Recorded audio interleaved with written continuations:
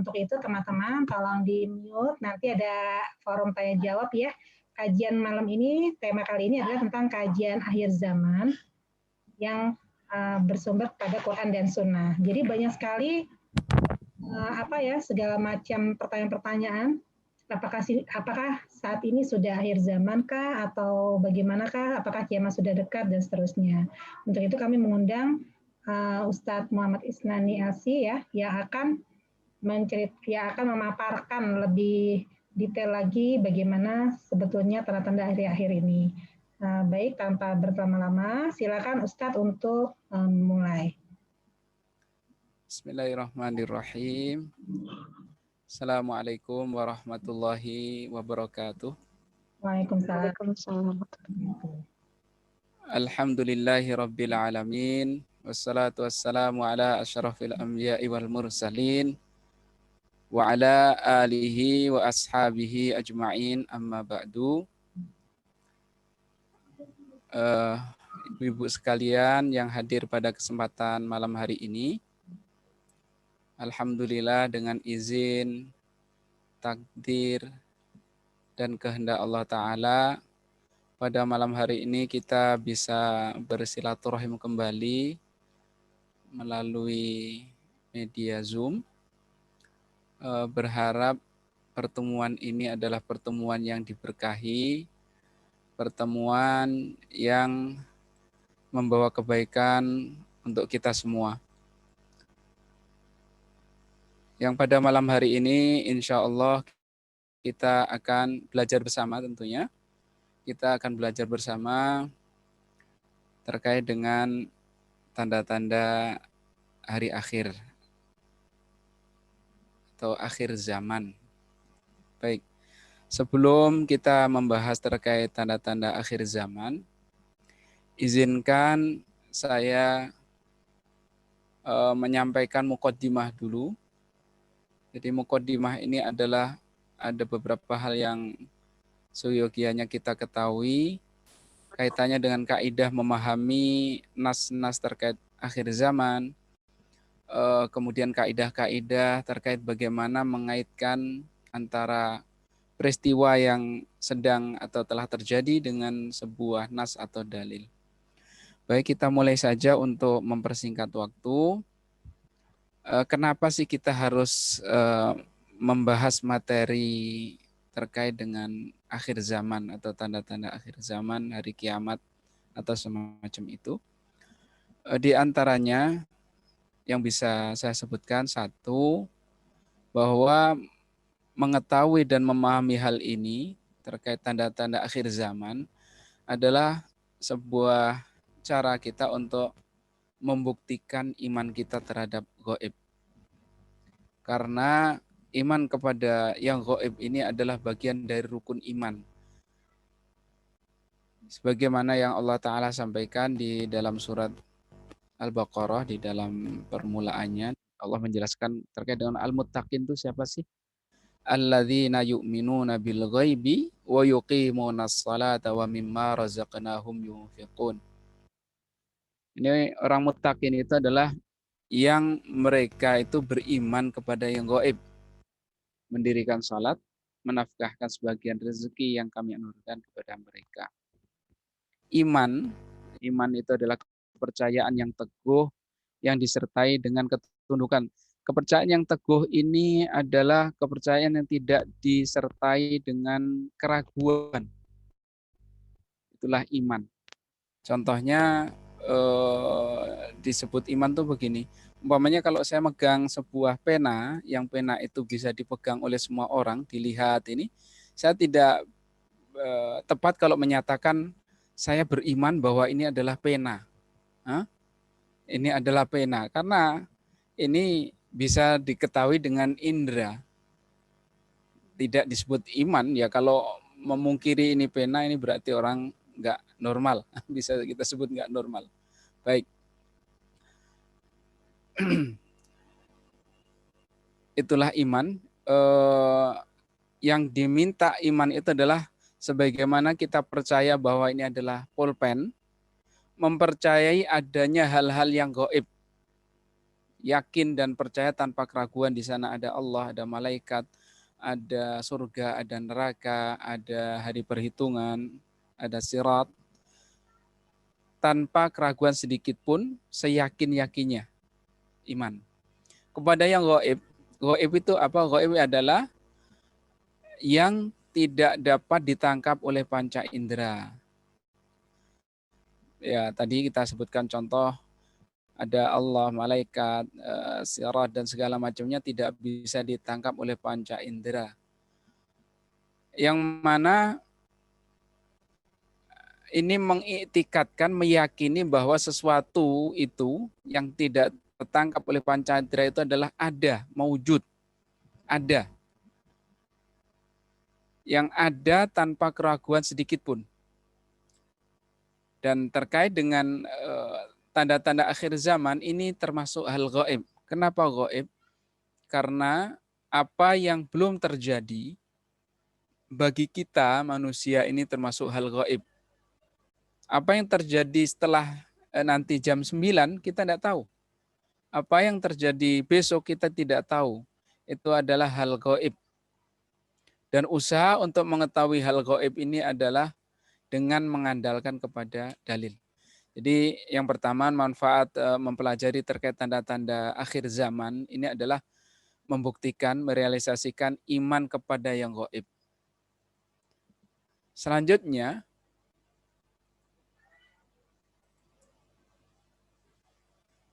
setelah merealisasikan iman kita kepada yang gaib, manfaat yang lain dari mempelajari tema ini adalah motivasi untuk selalu taat kepada Allah. Kenapa? Di dalam salah satu hadis, Rasulullah SAW menyampaikan kepada kita semua,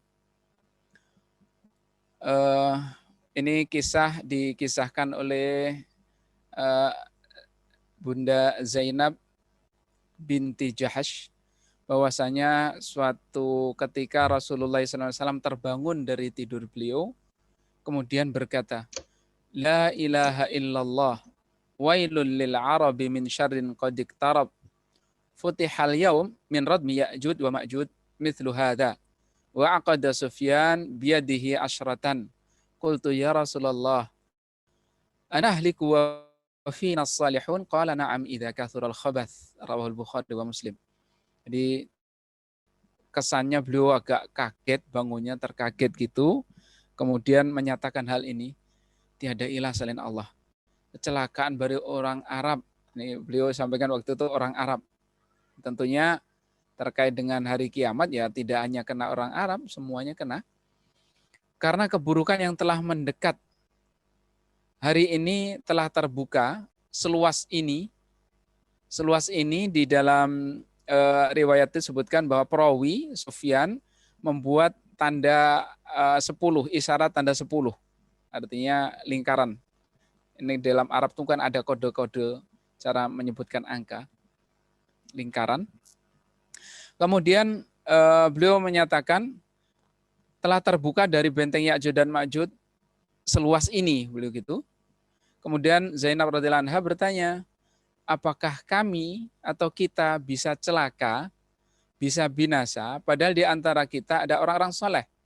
Jawab beliau sallallahu alaihi wasallam, iya, jika kebusukan atau kemaksiatan telah merajalela. Memang ketika kemaksiatan merajalela, kemudian Allah menurunkan azabnya, menurunkan peringatannya, itu tidak pilih-pilih yang zalim saja, yang soleh juga kena. Di dalam salah satu ayat Allah Ta'ala menyampaikan, wattaqu fitnatan la tusibannal ladzina zalamu minkum khassah. Dan jagalah diri kalian dari fitnah, ujian, bencana, cobaan yang tidak hanya menimpa orang-orang yang zalim di antara kalian secara khusus. Maka ketika terjadi bencana akibat kezaliman, kemaksiatan, ya semua merasakan. Yang soleh, yang zalim, yang baik, yang jahat, semua merasakan. Ibarat cobaan itu banjir, banjirnya nggak milih-milih. Gempa juga nggak milih-milih, ya kena semua. Begitu. Ini, jadi ketika kita meyakini bahwa tanda-tanda kiamat sudah mendekat umpamanya, harapannya hal tersebut memotivasi kita untuk tambah taat kepada Allah Ta'ala.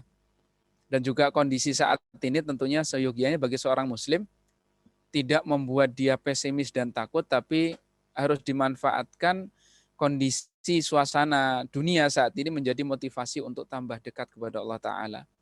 Sebagaimana kita tahu banyak teman, sahabat, rekan, kerabat yang sudah Allah panggil. Setiap saat selalu kita mendengarkan berita itu, seyogianya itu menjadi motivasi kita untuk tambah taat, tambah dekat kepada Allah Ta'ala. Juga di dalam hadis lain dari Ibunda Ummu Salamah radhiyallahu anha, ceritanya juga hampir sama. Nah, satu malam beliau bangun, kemudian menyampaikan subhanallah madza unzilal lailah minal fitan wa madza futiha minal khazain aikidu sawahibat al-hujur farubba kasiyatin fid dunya ariyatin fil akhirah. Maksud ya Allah, apa gerangan yang diturunkan malam ini dari berbagai fitnah dan apa gerangan yang telah terbuka dari simpanan di sana. Artinya pada saat itu pun 1000 tahun yang lalu lebih sudah terbuka sebagian dan Allah turunkan fitnah dan ujian cobaan. Maka saran beliau ketika beliau melihat hal ini atau mengetahui berita terbukanya pintu fitnah semacam itu, maka apa sarannya? Bangunkanlah para penghuni kamar, sawahibat al-hujar. Karena betapa banyak wanita berpakaian di dunia tapi telanjang di akhirat. Artinya apa? Ini anjuran beliau sallallahu alaihi wasallam untuk menjadikan pengetahuan akan tanda-tanda akhir zaman ini motivasi untuk tambah taat. Ayo bangun malam, sholat malam dengan harapan di akhir nanti juga mendapat pakaian yang layak, bukan orang-orang yang terhinakan. Itu yang kedua.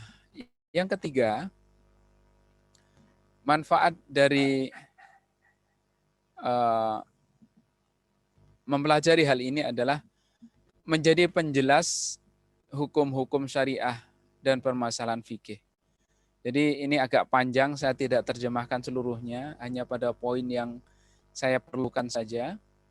Jadi intinya suatu saat nanti ketika Dajjal datang, maka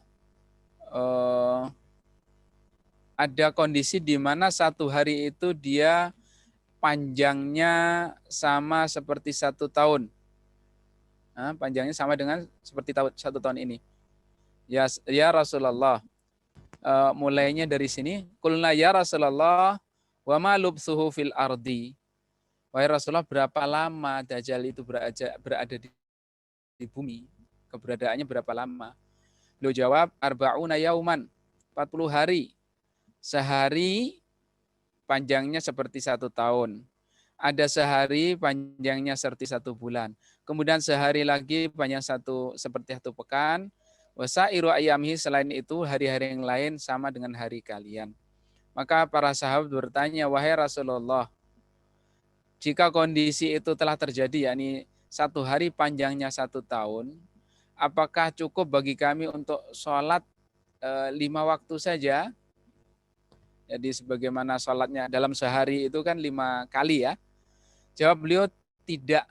Uqduru lahu qadra. Jadi ketika hari itu panjang sekali, siang dan malamnya tidak ada, maka di sini uqduru, dikira-kira disesuaikan dengan ukuran hari biasa. Dalam ukuran biasa ya sekitar 12-nya malam, 12-nya siang, dan begitu terus. Sehingga dalam sehari yang seperti setahun itu sholatnya adalah bagaikan sholat 1 tahun. Begitu. Ini diantara acuan fikih, fungsinya apa?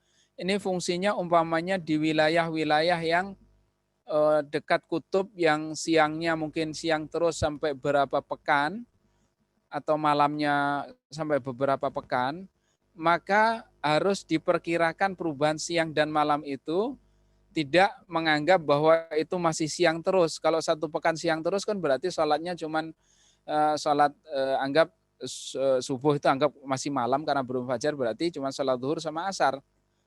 Jadi selama sepekan itu. Tapi tidak. Salah satu ajaran beliau atau anjuran dan arahan beliau adalah uqduru, perkirakan, hitung dan perkirakan. Maka terkait dengan fikih, sholat di wilayah kutub mengacu kepada wilayah terdekat yang memiliki siang dan malam. Baik, ini manfaat yang ketiga. Manfaat yang ketiga terkait dengan pengetahuan tanda-tanda akhir zaman. Selanjutnya yang keempat adalah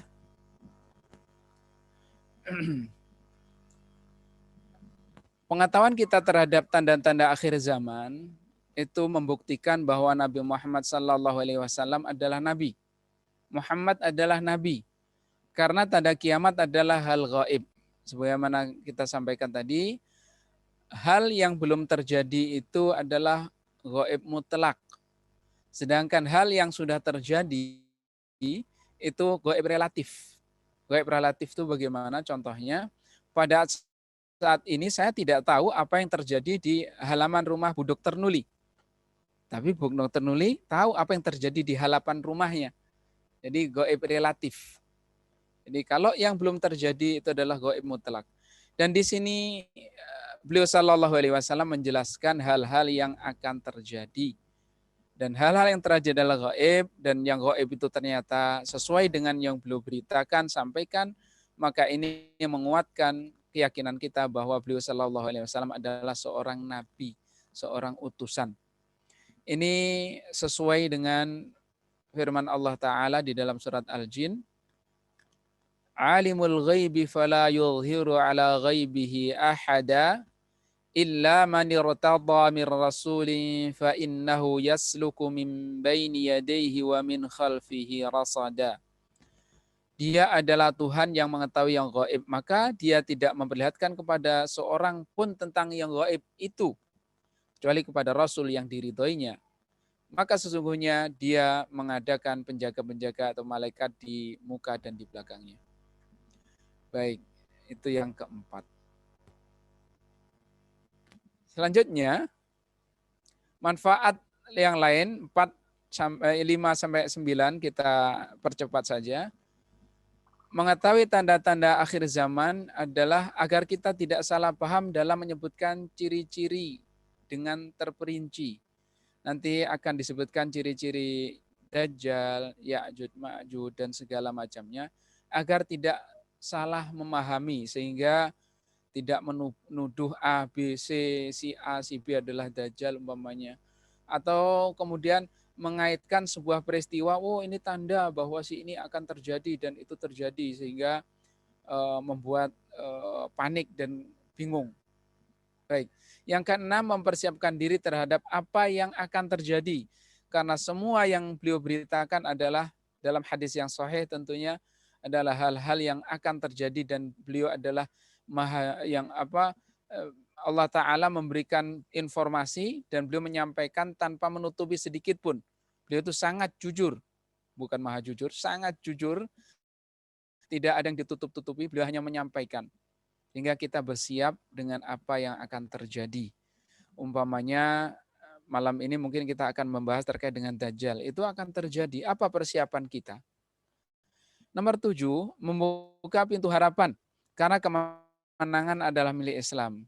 Di dalam menjelaskan tanda-tanda akhir zaman, di sana sangat jelas bahwa kemenangan pada akhirnya adalah milik Islam. Yang ke-8, memenuhi fitrah dan sifat bawaan manusia yang selalu ingin tahu. Ingin tahu itu apa sih, ini apa sih, dan mencari-cari. Oleh karena itu, agar pencariannya lebih tepat sasaran, pada malam hari ini kita berusaha belajar bersama, memahami tanda-tanda akhir zaman melalui nas-nas Al-Quran maupun As-Sunnah. Yang ke-9, menguatkan keyakinan kita akan kebenaran agama ini. Yang faktanya Apa yang beliau sampaikan diantaranya telah terjadi maupun sedang terjadi, dan kalau begitu yang akan terjadi pun juga akan terjadi. Itu manfaat memahami materi atau tema akhir zaman. Ada kaidah-kaidah dalam memahami tanda-tanda akhir zaman, baik itu tanda yang kecil, ada tanda-tanda kecil, ada tanda-tanda besar yang 10, yang kita kenal tanda-tanda kiamat yang 10. Ada kaidah-kaidah yang harus dipegang agar kita bisa memahami dengan tepat dan tidak salah paham. Yang pertama, hanya nas Al-Quran dan As-Sunnah yang sahih, Al-Quran dan Sunnah yang sahih saja yang dijadikan acuan dalil tentang tanda-tanda hari kiamat.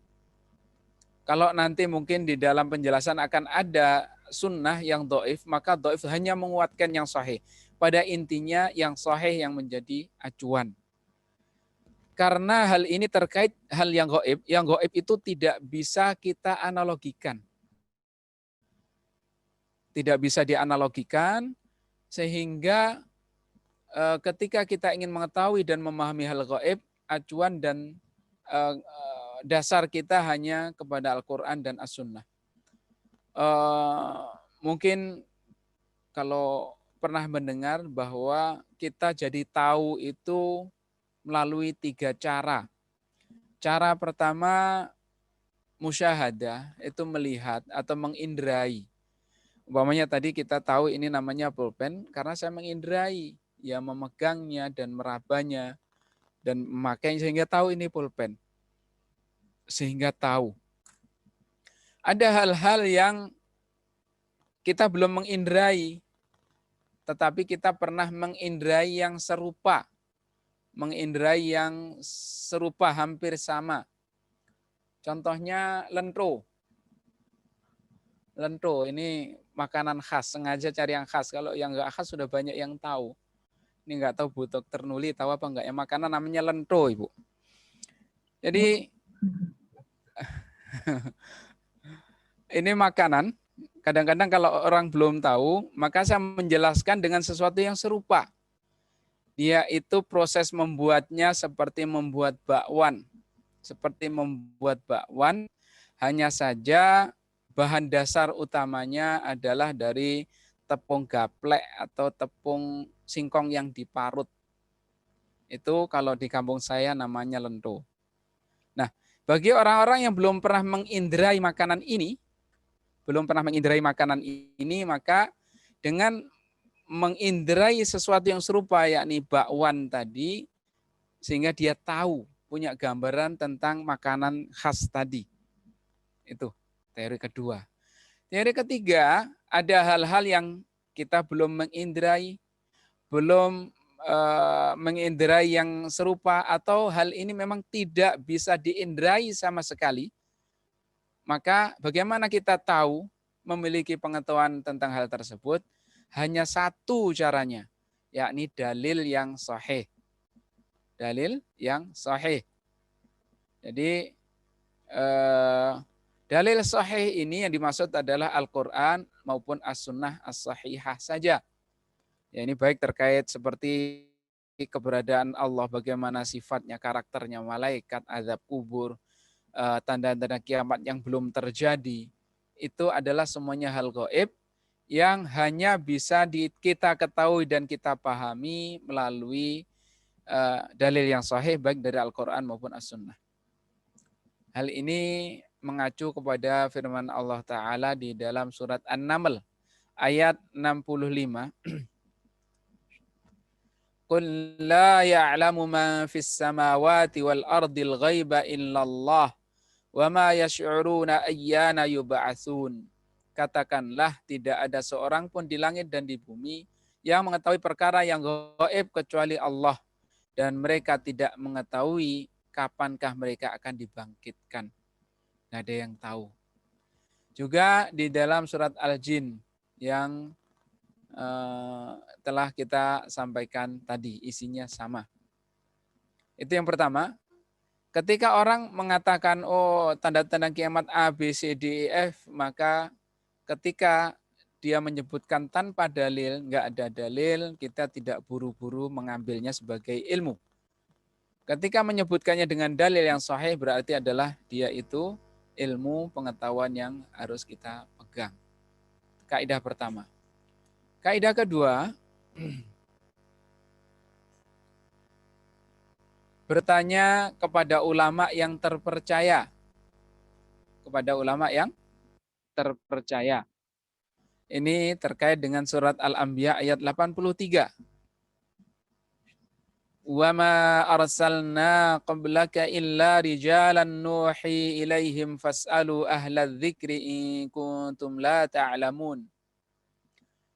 Kami tiada mengutus rasul-rasul sebelum kamu wahai Muhammad melainkan beberapa orang laki-laki yang kami beri wahyu kepada mereka. Maka tanyakanlah olehmu kepada orang-orang yang berilmu jika kamu tiada mengetahui. Jadi bertanyanya kepada orang yang berilmu. Ini juga sesuai dengan hadis yang dari Abu Tufail diriwayatkan oleh Al-Hakim. Hadisnya panjang, kita ambil terjemahnya saja. Terjemahnya berikut ini. Dari Abu Tufail, ia berkata, ketika aku berada di Kufah, Irak, ada isu beredar, Dajjal telah keluar. Jadi isu rame, Dajjal telah keluar. Maka kami datang kepada Hudzaifah bin Asid. Dan ia sedang menyampaikan hadis. Berarti dia ulama, muhaddits, ulama. Maka aku katakan, inilah Dajjal, sungguh ia telah keluar. Yani memberitahu Hudzaifah. Ia berkata, duduklah. Maka aku pun duduk. Lalu datang seorang tokoh, ini tokoh kampung, kalau di dalam kitabnya ini, tokoh kampung. Sebutnya Arif gitu di dalam nasnya. Dan ia berkata, sama isinya, menyampaikan bahwa Dajjal telah keluar. Dan penduduk Kufah mencelanya. Hudzaifah berkata kepada orang ini, pada tokoh ini, duduklah. Maka ia pun duduk. Dan isu itu disebut sebagai kedustaan. Maka kami katakan, bertanya kepada Hudzaifah. Hudzaifah ini panggilannya Abu Sarihah. Wahai Abu Sarihah, tidaklah kamu memerintahkan kami untuk duduk kecuali pasti karena ada suatu perkara yang akan engkau sampaikan kepada kami.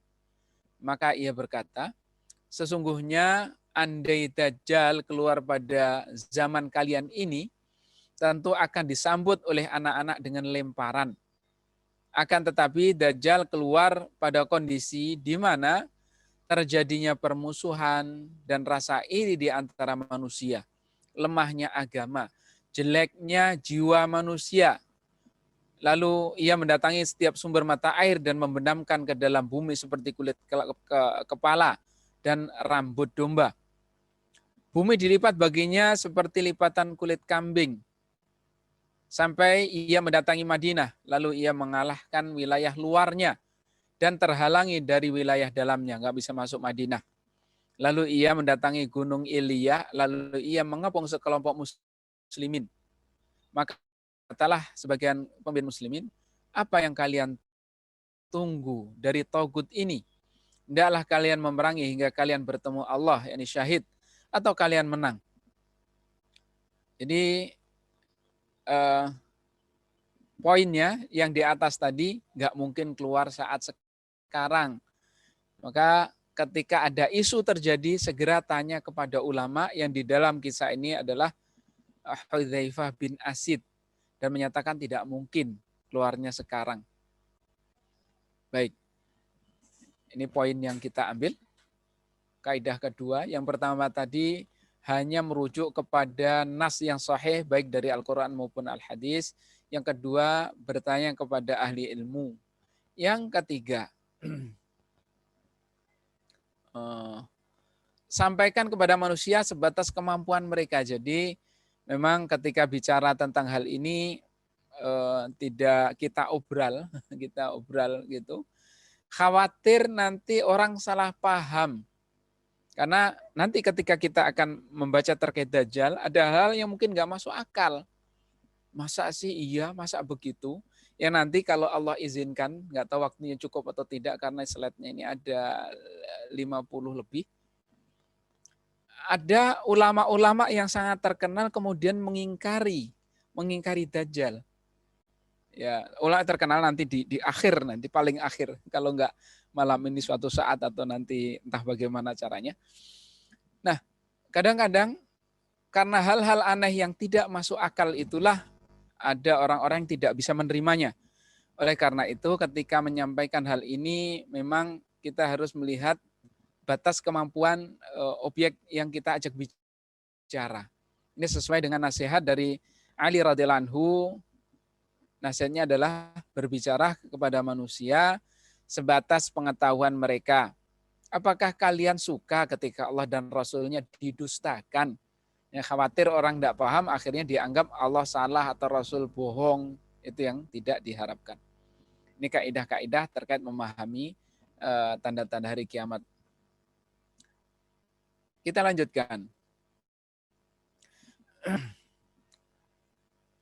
Pertanyaan, karena ini yang sering terjadi baik di YouTube kadang-kadang sering, oh ini ada muncul ini, ada tanda ini, oh tanda ini di gedung ini dan segala macamnya. Haruskah mengaitkan suatu peristiwa dengan tanda akhir zaman? Pertanyaannya itu. Maka yang harus kita ketahui, pertama, kita tidak diperintahkan untuk mengaitkan hadis-hadis dengan tanda-tanda hari kiamat atau realitas yang sedang terjadi. Artinya hadis tentang tanda-tanda kiamat tidak harus dan tidak wajib kita kaitkan dengan suatu peristiwa. Kalaupun kita salah tidak tahu maksudnya bahwa realita yang sedang peristiwa terjadi atau tanda kiamat, itu kita tidak salah karena tidak ada kewajiban mengaitkannya. Apalagi jika tanda tersebut adalah tanda-tanda yang memiliki kemungkinan bisa ditafsiri segala macam, khawatir salah menafsirkan dengan peristiwa yang terjadi. Akhirnya itulah yang terjadi di Amerika beberapa kali, ada bunuh diri massal ketika mereka menganggap akan terjadi kiamat. Ada sekte-sekte tertentu waktu itu di Amerika, kemudian belum lama beberapa tahun lalu di Ponorogo, di wilayah Ponorogo Barat itu yang mereka hijrah menjual semua hartanya karena isu kiamat tersebut, kemudian pindah ke wilayah Blitar kalau tidak salah ingat, nanti tolong dikoreksi kalau salah. Di sana ada guru spiritualnya dan akhirnya ketipu itu. Ya gitu kecelik ternyata salah gitu, akhirnya balik lagi udah barang-barang udah dijual semua. Jadi tidak ada kewajiban mengaitkannya. Kemudian tidak disyaratkan bahwa terjadinya tanda-tanda dekat dengan terjadinya kiamat. Karena sebagian tanda jauh telah terjadi di masa lalu. Jadi umpamanya yang sering terkenal tanda kiamat itu ada budak melahirkan tuannya. Itu tanda sudah lama terjadi. Karena kita tahu bahwa tanda kiamat itu ada tanda jauh, jauh, sedang, dekat. Jauh itu yang sudah terjadi dan sudah selesai. Nah, yang sedang itu umpamanya orang-orang para penggembala yang telanjang kaki, kemudian mereka berlomba-lomba membangun bangunan yang tinggi umpamanya gitu. Sedang terjadi, sudah dan sedang. Itu tanda sedang. Tanda dekat itu nanti yang 10 yang besar itu. Jadi tanda-tanda itu tidak melulu dan harus bahwa kiamat dekat. Contohnya tanda tadi, tanda jauh dan tanda sedang. Itu tidak menjamin bahwa itu sudah dekat. Yang ketiga, bahaya jika terjadi kesalahan dalam mengaitkan hadis-hadis tentang tanda-tanda dengan realita kehidupan. Bahayanya di mana? Bisa menilai dan menjustifikasi seseorang bahwa orang itu umpamanya si Dajjal atau orang itu si anggotanya Ya'juj Ma'juj umpamanya, ternyata salah. Bisa jadi kesalahan. Yang mana efek terburuknya khawatir ketika orang sangat percaya dengan mengaitkan tadi antara tanda dengan peristiwa. Setelah peristiwa terjadi dan dianggap sebagai tanda, ternyata kiamat nggak terjadi juga. Akhirnya Yang dikhawatirkan mereka menyatakan oh hadisnya salah atau nabinya bohong, itu yang dikhawatirkan. Oleh karena itu tidak harus kita mengaitkan suatu peristiwa dengan sebuah tanda. Yang diminta dari kita adalah meyakini tanda tersebut dan selalu bersiap sedia setiap saat. Itu. Baik, macam-macam tanda akhir zaman. Ada tanda kecil. Tanda kecil ini ada tanda jauh dan juga tanda jauh ini adalah tanda yang dia itu telah terjadi dan telah selesai. Terjadi dan selesai. Ada juga tanda sedang, telah mulai dan sedang terjadi. Telah mulai dan sedang terjadi. Kemudian ada tanda-tanda besar. Tanda-tanda besar ini ada 10 tanda yang kita kenal. Satu, munculnya Dajjal, kemudian turunnya Nabi Isa alaihissalam, munculnya Ya'jud Ma'jud, kemudian 3, pembenaman di bumi. 3 ini dihitung 3 ya, jadi nanti genap jadi 10. 3, jadi sampai nomor angka 3 itu berarti kita sudah ketemu 6. Tambah munculnya dukhon atau asap, munculnya binatang melata atau dabah, kemudian matahari terbit dari barat, kemudian munculnya api yang menggiring manusia. Jadi itulah jenis semacam tanda kiamat. Adapun tanda kiamat kecil itu jumlahnya sangat banyak sekali, lebih dari 100 tanda, dan semuanya mengacu kepada dalil. Tapi karena malam ini yang diminta adalah tanda besar, ya kita akan memulai dari tanda besar saja, yang tanda kecil kita abaikan dulu sesuai dengan tema yang diajukan. Baik. Jadi kalau seperti kisah budak melahirkan tuannya, kemudian pengembala yang miskin telanjang kaki berlomba-lomba membangun, meninggikan bangunan, itu termasuk tanda sedang, tanda kecil. Baik, kita lanjutkan. Masuk kepada Al-Masih Ad-Dajjal. Siapakah dia, kenapa disebut begitu, dan apa klaimnya, dan selanjutnya ada poin-poin yang akan kita kaji bersama. Yang pertama, siapakah dia? Dajjal, pertama yang harus kita pahami, munculnya Dajjal adalah sebagai tanda kiamat. Sebagai tanda kiamat. Hal itu ditegaskan di dalam hadis dari Abu Sariyah Hudzaifah bin Asid yang tadi. Orangnya sama, tetapi hadisnya beda karena ini terkait sabda beliau. Kalau yang tadi adalah kisah ketika di Kufah. Yang isinya ini sepertinya belum terjemahkan. Jadi kita baca hadisnya. An Abi Sariyah Hudzaifah bin Asidin qala kana Nabi sallallahu alaihi wasallam fi ghurfatin wa nahnu asfala minhu fatala ilaina faqala ma tadhkurun qulna as-sa'ah qala inna as-sa'ata la takunu hatta takuna ashru ayat khasfun bil masyriqi wa khasfun bil maghrib wa khasfun fi jaziratil arab wad-dukhan wad-dajjal wad-dabatul ardi wa ya'jud wa ma'jud wa tulu' syamsi min maghribiha wa narun takhruju min qa'rati adn tarhalu an-nasa. Ini intinya di situ. Jadi suatu ketika Nabi berada di kamar, kemudian para sahabat di luar, kemudian mereka sedang berbincang-bincang. Kemudian Nabi ngelongok dan bertanya, kalian membicarakan apa? Para sahabat menyatakan as-sa'ah, terkait dengan kiamat. Maka beliau bersabda, sesungguhnya as-sa'ah, sa'ah, kiamat tidak terjadi sampai terjadi 10 tanda, asyru ayat. Khasfun bil masyriq, pembenaman di timur, pembenaman di barat, pembenaman di Jazirah Arab. Tadi pembenaman ini adalah tanah yang masuk ke dalam. Jadi permukaan tanah yang ambles. Itu khasfun. Kemudian dukhon. Dukhon itu adalah asap. Dajjal. Kemudian dabah, binatang melata. Ya'jud dan Ma'jud. kemudian terbitnya matahari dari barat, kemudian api yang keluar dari ujung Aden yang menggiring manusia. Sehingga dengan demikian yang perlu kita ketahui munculnya Dajjal adalah tanda kiamat. Dan dia itu adalah seorang dari keturunan Adam alaihissalam. Berarti dia adalah manusia. Karena nanti mungkin juga pernah mendengar Dajjal itu adalah kerusakan, kebohongan, dan segala macam. Tapi setelah nanti kita baca, dia itu adalah manusia. Karena sifat-sifat yang disebutkan adalah sifat manusia.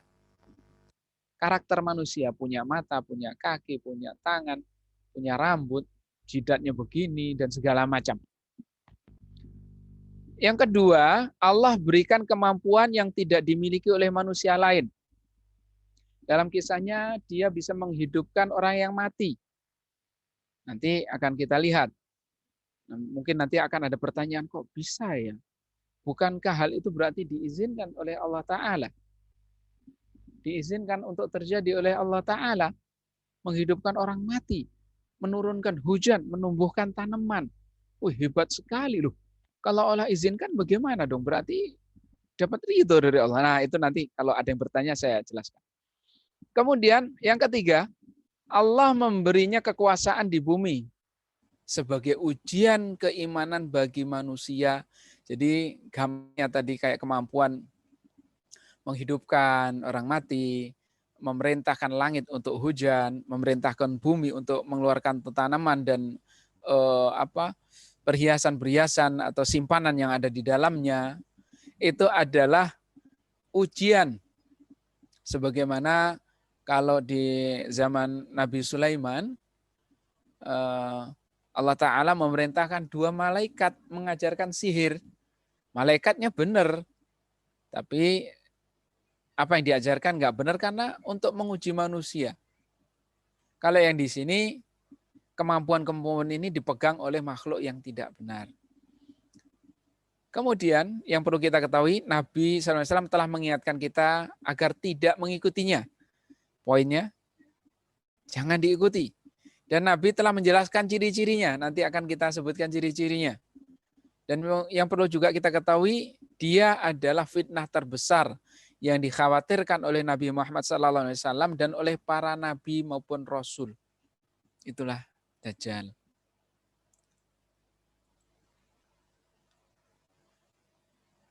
Maaf, ini pengulangan. Ada yang salah tempat berarti. Kenapa disebut Al-Masih? Kenapa disebut Al-Masih? Disebut Al-Masih dari kata masahayam sahu. Masahayam sahu. Kalau masih itu yang termamsuh, atau kata dalam sorohnya disebut mamsuh. Kayak qatil, maktul. Karena mata kirinya buta. Mata kirinya buta. Mata kirinya terhapus. Karena masahayam sahu itu menghapus. Kalau dulu kita belajar di pesantren itu ustadznya nyebutnya apa? Imsahis saburah. Imsah itu hapuslah, gosoklah, usaplah papan tulis. Minta dihapus kan. Ini dihapus, jadi tidak ada matanya. Dan salah satu wajahnya tanpa mata, tanpa alis. Jadi rata yang kiri. Dan dia juga menyapu bumi dengan berjalan ke semua penjuru. Karena nanti akan kita ketahui hampir seluruh negeri di bumi akan disambangi, didatangi oleh dia ini. Walaupun hanya 40 hari. Itu disebut Al-Masih. Dajjal itu dari akar kata Dajjala yudajjilu, itu artinya menutup. Karena memang dia itu buta dan menutup kebenaran, menutupi fakta, dia berbohong. Maka Dajjal itu adalah pelaku yang melakukan kebohongan besar, disebutnya Dajjal. Jadi Al-Masih Ad-Dajjal adalah gelar. Adapun kalaupun ada nama sebenarnya tidak ketemu, belum ketemu di satu nas pun. Kalaupun Al-Masih Dajjal itu adalah gelar, si yang matanya kiri buta dan pembohong besar. Si kan itu si gelar, tetapi nama aslinya siapa? Si fulan kah? Si fulan tidak terketemukan di nas. Kalau nanti ditemukan berarti semua orang akan tentunya yang paham ya, akan menghindari nama tersebut gitu. Baik.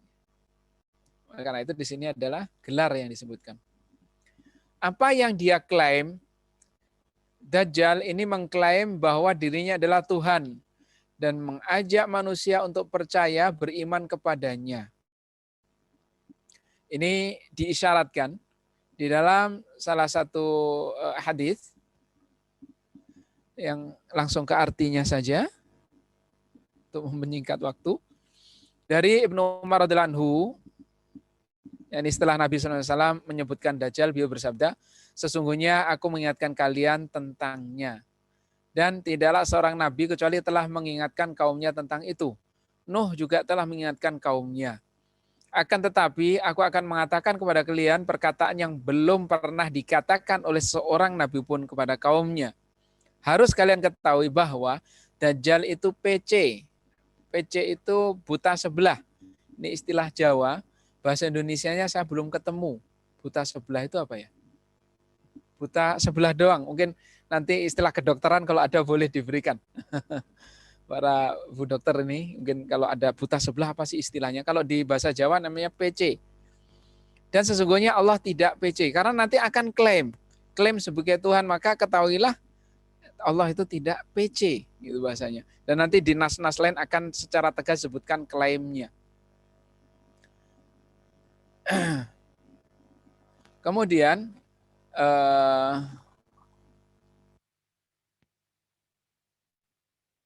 ini adalah beberapa hal yang disampaikan oleh para ulama bahwa Dajjal itu pada mulanya, biar kita ketahui, pada mulanya dia adalah orang Muslim yang soleh dan sebagai dai. Itu disampaikan juga saya Utsaimin, kemudian Ibnu Hajar, selain Ibnu Hajar, As-Safarini. Ibnu Hajar dan As-Safarini ini adalah ulama salaf, sedangkan saya Ibnu Utsaimin ini kan khalaf ya, artinya belakangan. Ini kalau saya sebutkan umpamanya As-Safarini di dalam kitabnya namanya Lawami'ul Anwar Al-Bahiyah. Itu menyebutkan bahwa dia dulu adalah orang yang soleh. Ini poinnya di sini.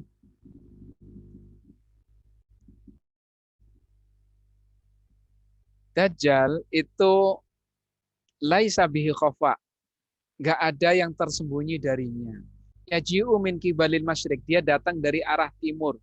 Fayad'u ila din. Dia berdakwah kepada agama. Pada mulanya dia dai. Fayuttaba'u. Dan dia diikuti. Wayadharu. Dan akhirnya dia tampil, menonjol. Karena dai, soleh, baik, menonjol. Disebutkan di dalam maksud dari ini oleh Ibnu Hajar, As-Safarini juga oleh Ibnu Utsaimin, dia itu adalah muslim tadinya, yang soleh dan baik. Dia terus melakukan itu hatta yaqdumu Kufah, sampai akhirnya dia datang ke Kufah. Fayudhiruddin, dan sampai di sana pun masih menampakkan keberagamaannya dan melaksanakan agama, fayatabau, dan dia diikuti, wa yahutsu ala dzalik, dan juga memerintahkan manusia untuk mengamalkan agama. Setelah itu, langkah kedua, tsumma yadda'i annahu nabi. Setelah itu dia mengaku sebagai nabi. Ini kan, yadda'i annahu nabi, ngaku nabi. Fayafza'u min dzalika kullu dhilubbin wa yufariquhu fayamkuthu ba'da dzalik. Maka orang yang memiliki dhilubin, memiliki akal cerna, bisa mencerna, dia kaget kemudian meninggalkannya. Tetapi orang ini, si Dajjal, terus tidak berubah. Kemudian menyatakan anallah, baru dia mengklaim saya Allah, kata dia. Saya Allah. Fatughsha ainuhum, maka hilanglah salah satu matanya. Baik, kemudian terpotong satu telinganya dan tertulis di antara kedua matanya kafir. Ini hadis ini kalau kita sebutkan ini berasal dari sahabat Abdullah bin Al-Mu'tamir. Ibnu Hajar Al-Asqalani dalam kitab Fathul Bari menyatakan bahwa hadis ini kurang kuat. Tetapi sebelum menyebutkan hadis ini, beliau menyebutkan poin-poin yang diantaranya itu tadi, bahwa Dajjal itu adalah menyebutkan gini bahasa dia, wa amal ladzi yadda'ihi fa innahu yakhruju aw la yadda'il iman wassalah. Awalan, pertama kali dia keluar itu dia mengklaim dan menyebutkan dirinya sebagai orang mukmin yang soleh, nampak iman dan dia itu orang soleh. Itu tulisan dari Ibnu Hajar Al-Asqalani dalam Fathul Bari terkait dengan hadis yang beliau nyatakan tidak kuat ini. Iman, soleh, kemudian mengaku sebagai nabi, kemudian mengaku sebagai Tuhan. Itu rangkaiannya. Ini sama disebutkan oleh Syekh Ibnu Hajar Al-Asqalani rahimahullah, kemudian As-Safarini, kemudian Ibnu Utsaimin. Baik. Jadi hati-hati. Jadi kalau dari awal sudah nampak jahat, mungkin orang akan lebih sulit untuk menipu. Tapi dimulainya Muslim yang soleh dan dai, kemudian mengaku Nabi, baru mengaku menjadi Tuhan. Itu klaimnya. Lanjut. Dajjal dalam Al-Quran. Apakah Al-Quran menyebutkan Dajjal secara letterlek atau apa adanya? Pernahkah yang membacanya mungkin?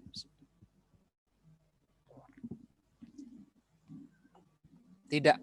Jadi terkait dengan Dajjal ini tidak disebutkan apa adanya di dalam Al-Quran.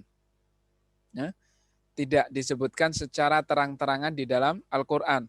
Akan tetapi ada isyarat-isyarat kepada hal tersebut. Isyarat tersebut bisa dilihat di dalam surat Al-An'am ayat 158, juga isyarat di An-Nisa 159, Az-Zukhruf 57 sampai 61. Kita lanjutkan membaca ayatnya. Ayat yang dimaksud. Yang dimaksud adalah ini.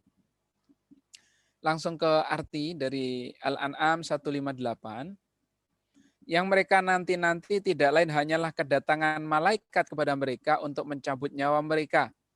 Atau kedatangan Tuhanmu. Atau kedatangan bagian tanda-tanda Tuhanmu.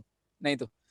Pada hari datangnya sebagian tanda-tanda Tuhanmu, nih tanda-tanda ini yang jadi titik poinnya. Tidaklah bermanfaat lagi iman seseorang bagi dirinya sendiri yang belum beriman sebelum itu. Atau dia belum mengusahakan kebaikan pada masa imannya. Katakanlah, tunggulah olehmu, sesungguhnya kami pun menunggu pula. Nah, salah satu hadis yang menjelaskan dan menjadi tafsir dari ayat ini adalah hadis ini yang diriwayatkan oleh At-Tirmidzi. Ada 3 tanda kiamat. Tanda, ini kan tanda kan?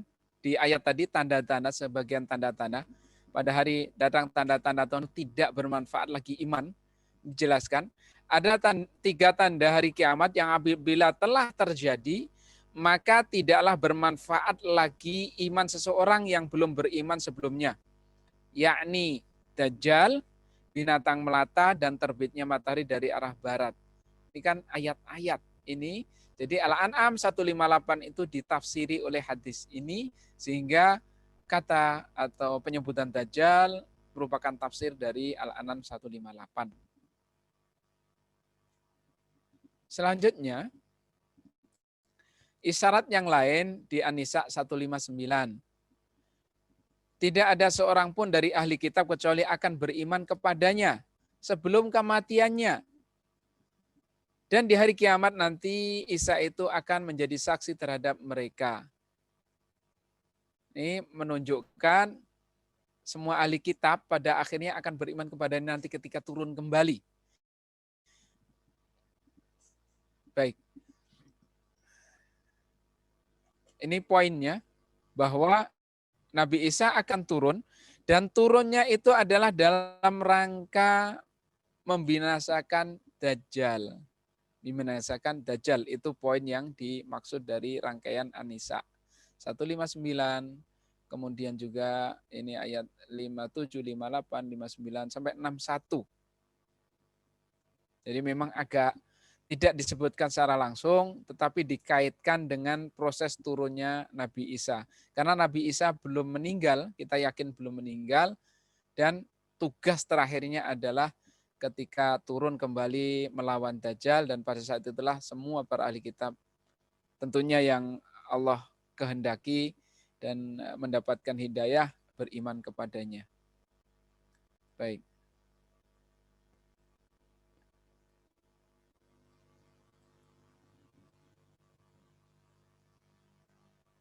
Lanjut. Dajjal adalah ujian terberat. Langsung kepada maknanya saja untuk menyingkat waktu. Di antara jeda waktu antara penciptaan Adam dan kiamat, tidak ada makhluk yang lebih serius, bahasanya kitab atau hadis adalah khalqun akbar. Tidak ada makhluk yang lebih besar, lebih serius daripada Dajjal. Kemudian di hadis yang lain, yang atas ini diriwayatkan oleh Imam Muslim, yang bawah ini oleh Imam Bukhari, beliau menyebutkan Dajjal lalu bersabda, sesungguhnya aku memberi peringatan kalian tentangnya, dan tidaklah seorang nabi pun kecuali telah memberi peringatan kaumnya tentang Dajjal. Jadi 2 poin ini semua nabi memperingatkan, dan dia adalah urusan yang paling serius. Baik.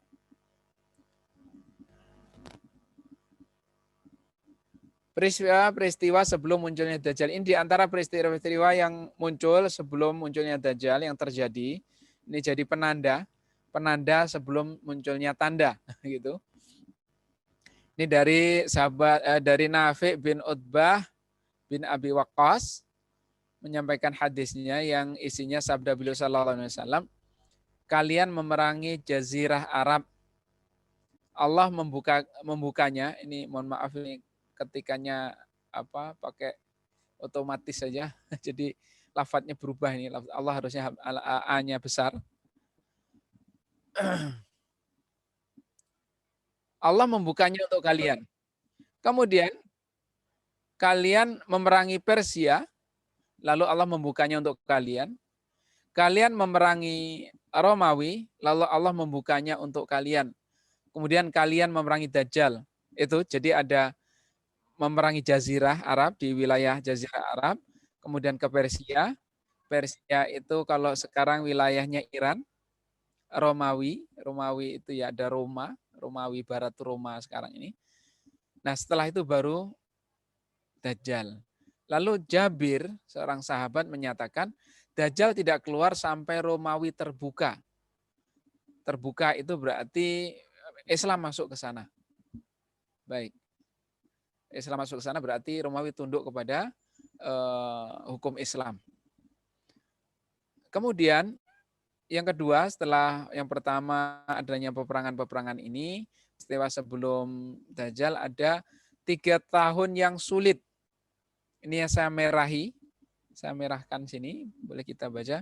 Wa inna qabla khurujid Dajjal 3 sanawatin syidad. Sebelum keluarnya Dajjal itu ada 3 tahun yang berat. Yusibun nasa fiha ju'un syadid. Manusia akan tertimpa kelaparan yang sangat parah. Ya'murullahu sama as-sanatal ula antah bisa thulutha matariha wa ya'muru al-ardu antah bisa thulutha nabatiha. Allah di tahun pertama dari 3 tahun ini, Allah memerintahkan langit untuk menahan 1/3 airnya. Jadi hujannya kurang 1/3 dari total hujan itu berkurang 1/3-nya. Yang turun berarti hanya 2/3. Dan Allah memerintahkan bumi untuk menahan 1/3 dari tumbuhannya. Dari total tumbuhan yang keluar dari bumi hanya 2/3 dari yang wajar, yang biasanya. Kemudian di Tsumma ya'muru as-sama' fi sanati tsaniyah fatahbi thulutsai matariha. Di tahun kedua Allah perintahkan kepada langit untuk menahan 2/3 hujannya dan memerintahkan bumi untuk menahan 2/3 tumbuhannya. Kemudian tsumma ya'muru as-sama' fi sanati tsalisati an tahbisa mataraha kullaha. Di tahun ketiga Allah perintahkan langit untuk menahan seluruh hujannya. 1 tahun. Tidak ada hujan. Fala taqturu qatratun, maka tidak menetes 1 tetes pun. Wa ya'murul arda fatahbis nabataha kullaha fala tanbutu khadra. Dan Allah memerintahkan bumi untuk menahan seluruh tanaman dan tumbuhannya, maka tidak ada barang hijau yang keluar dari bumi. Fala yabqa dzatu dhilfin illa halakat. Maka tidak ada hewan pun yang memiliki kuku seperti dhilf itu kukunya kuda, sapi semacam itu, kecuali dia mati. Illa masya Allah, kecuali yang Allah kehendaki. Qila, ada yang bertanya kondisi itu, apa yang membuat manusia bisa bertahan hidup pada zaman itu? Maka beliau SAW menjawab, at-tahlilu wa takbiru wa tahmid. Tahlil, takbir, dan tahmid. Bacaan la ilaha illallah, Allahu akbar, alhamdulillah. Yujzi'u dzalika alaihi mujazata ta'am. Allah menjadikan hal itu sebagaimana makanan. Jadi makanannya saat kondisi itu orang-orang yang tentunya beriman, tahlil, takbir, tahmid. Saat itu. Mungkin akan ada yang menerapkan sekarang. Kalau gitu, kalau lapar baca itu saja ya. Ya kalau saat itu belum tiba, syaratnya belum lengkap, ya nggak bisa. Jangan terus kalau lapar saya tahlilan, takbiran, tahmid gitu. Kalau tahlilan di kampung pulang bawa berkat. Ada ibu lapar di rumah tahlilan doang ya kurang. Karena saat itu Allah menjadikan tahlil, takbir, tahmid itu sebagai makanan saat itu. Dalam kondisi 3 tahun yang sulit itu, terutama pada tahun terakhir. Tidak ada hujan setetes pun dan tidak ada 1 tanaman pun. Hal ini dari sahabat Abu Umamah Al-Bahili, telah dicek oleh Al-Muhaddis Imam Al-Albani, termaktub dalam kitab Sahih Al-Jami' di nomor 7875, catatan terakhir hadisnya sahih di Musnad Abu Umamah Al-Bahili. Baik, ini agak panjang, saya ambil poin yang sesuai dengan maksud kita. Ya, jadi tadi yang pertama, peristiwa sebelum itu adalah terjadi peperangan di Jazirah Arab, di Persia, di Romawi. Setelah itu sebagai tanda juga akan terjadi 3 tahun yang berat. Kemudian yang ketiga, Dajjal terlupakan. Dajjal terlupakan. Hanya saja ini sanadnya dhaif. Jadi bisa iya, bisa tidak. Kalau dhaif begini, dan saya coba cari-cari hadis lain yang mungkin menguatkan, ternyata tidak ketemu. Ini sebagai acuan saja, bisa iya, bisa tidak, karena memang tidak kuat. Ini saya nukil dari hadis panjang dari sahabat As-Sa'ab bin Juthamah. Poin yang kita maksud, ketika kota Istakhar terbuka, nama kota ini, ada seseorang yang berteriak, sesungguhnya Dajjal telah keluar. Maka Sa'ab bin Juthamah berkata, aku telah mendengar bahwa Rasulullah SAW bersabda, Dajjal tidak keluar sampai manusia melupakannya, dan para imam tidak menyebutkannya lagi di atas mimbar-mimbar. Ini diantaranya yang tadi dalilnya sahih. Pertama ada peperangan, kedua 3 tahun yang sulit, terus ketiga ini kurang kuat dalilnya, dia terlupakan.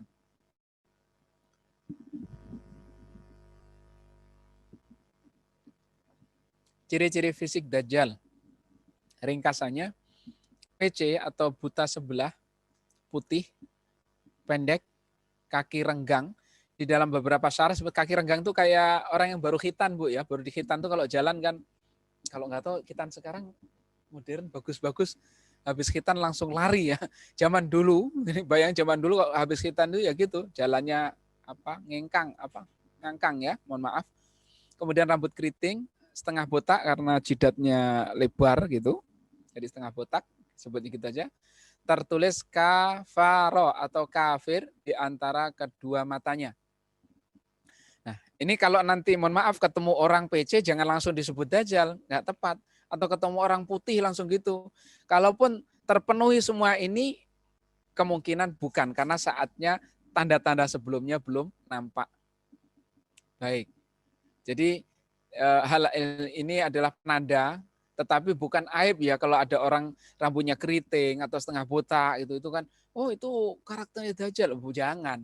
Ini hanya penanda. Ketika penanda ini berkumpul dan tanda-tanda peristiwa lain juga terkumpul, maka bisa melengkapi identifikasi kita terhadap dajjal. Kita lihat dalil-dalilnya.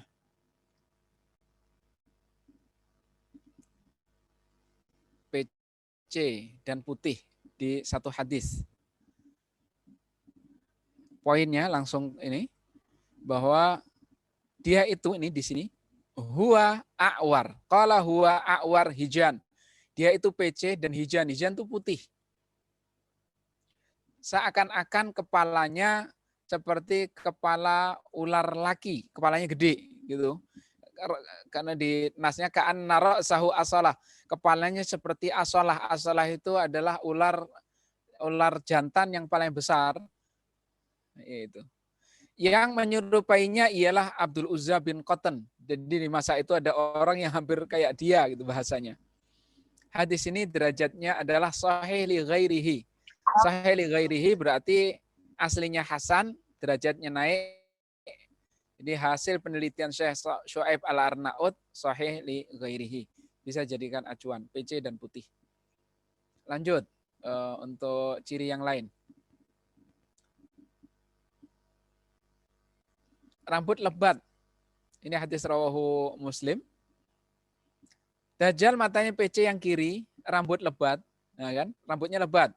Ia membawa surga dan neraka. Nerakanya adalah surga, surganya adalah neraka. Rawahu Muslim.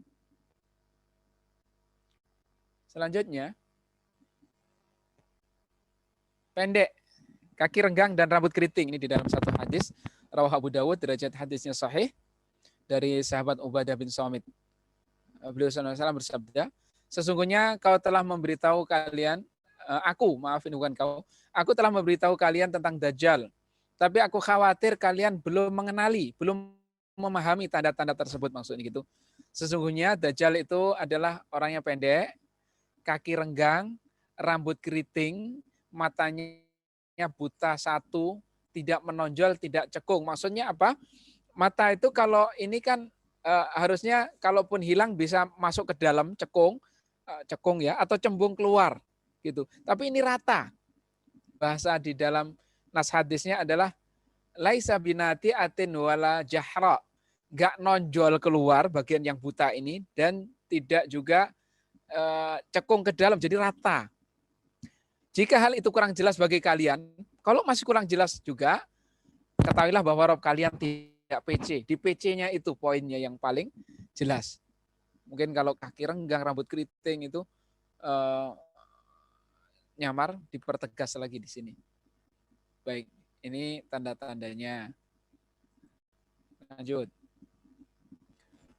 Setengah botak. Kalau yang setengah botak ini termaktubnya di dalam riwayat diriwayatkan oleh Ibnu Abi Dunya, saya belum menemukan tahqiq hadis ini artinya seberapa kuatnya. Jadi saya belum ketemu, pribadi belum ketemu seberapa kuatnya, apakah sahih, hasan atau dhaif saya belum ketemu. Tetapi perawi rawahu Abu Dunya, Ibnu Abi Dunya ini memang bukan termasuk perawi utama seperti yang kita kenal Imam Ahmad, Bukhari, Muslim, Nasai dan selanjutnya. Yang isinya dalam hadis ini, adapun Masih Dajjal adalah seorang pria, dahinya lebar. Ini dahi lebar itu yang maksudnya setengah botak, ya ajlal jabhah di dalam bahasa Arabnya. Ia seperti Fulan bin Abdul Uzza atau Abdul Uzza bin Fulan. Jadi ada orang yang mirip di saat itu. Baik. Ini terkait ciri-ciri dan sudah selesai. Apa ya cirinya tadi? Lanjut, tertulis huruf kafaro. Kafaro, kafir. Di hadis yang diriwayatkan oleh Imam Muslim dari Qatadah, tidaklah seorang nabi pun kecuali telah mengingatkan kaumnya tentang si PC yang pembohong. Sesungguhnya dia itu PC, buta sebelah, dan sesungguhnya Rob kalian tidak PC, dan Dajjal tertulis di antara kedua matanya kaf, fa, ro. Ada nas lain kafir, begitu. Ada nas kafaro, merujuk pada satu kata kafir. Lanjut. Tempat munculnya. Tempat munculnya ini tersebutkan di dalam hadis dari sahabat Abu Bakar Siddiq radhiyallahu anhu. Beliau sallallahu alaihi wasallam bersabda, sesungguhnya Dajjal akan keluar di bumi timur. Ini timur ini bahasa ini kan disampaikan ketika Nabi sallallahu alaihi wasallam berada di Jazirah Arab. Entah di Mekah di Madinah mengarah ke timur. Dan disebut wilayah itu adalah disebutnya yuqalu laha Khurasan. Khurasan. Khurasan itu sekarang posisinya berada di timur laut, wilayah Iran sebelah timur laut. Nanti di timur lagi ada Murwu, daerah Marwa. Marwa itu sekarang masuknya Uzbekistan. Ini sebelah baratnya Uzbekistan, namanya Khurasan. Dan dari Khurasan itulah perawi hadis Imam Muslim kalau tidak salah. Ya. Ia diikuti oleh kaum yang wajah mereka seperti tameng atau perisai yang melengkung. Rawahu Ahmad, derajat hadisnya sahih. Jadi dia akan muncul pertama kali keluar di sana. Kemudian terkenalnya di mana? Terkenalnya nggak di sana. Terkenalnya ketika dia berada ini di poin ini. Ini hadis rawahu Muslim karena panjang saya ambil poinnya saja. Menjadi terkenal di antara Syam dan Irak. Innahu khariju khullatan baina Syami wal Iraqi. Fa'atha yaminan wa a'atha shimalan ya ibadallah fathbutu. Jadi kemudian dia akan muncul menjadi terkenal di jalan antara Syam dan Irak. Irak itu kan sebelah utaranya Iran ya. Sedangkan Syam itu adalah wilayah Palestina dan sekitarnya. Suriah, Palestina itu Syam. Jadi mengarah ke sana. Di antara itulah dia yaminan menyebarkan ke kanan, menyebar ke kiri, artinya dia menjadi terkenal di sana. Baik. Ini sengaja saya ambil poinnya saja. Jadi munculnya di Khurasan, menjadi terkenal di antara Syam dan Irak atau Irak dan Syam. Dan kadang-kadang hal inilah yang membuat beberapa orang berani mengklaim hadisnya tentang Dajjal itu saling tumpang tindih gitu, menyatakan ingin menolak keberadaannya sehingga menyatakan saling kontradiksi, katanya di Khurasan, katanya di antara Irak dan Syam. Bagaimana sih? Padahal cara memahaminya seperti itu yang disampaikan oleh para ulama, sehingga tidak ada pertentangan di mana munculnya. Munculnya di Khurasan pertama kali muncul, kemudian menjadi terkenalnya, menjadi masyhurnya di perjalanan antara Irak dan Syam itu. Baik. Tempat-tempat yang didatangi, semua tempat kecuali Mekah dan Madinah. Kalau bahasanya semua negeri. Kalau tempat itu kan kalau kita pahami semua titik di atas bumi mungkin wallahu alam, tapi yang tersebutkan semua balad. Balad itu negara atau negeri.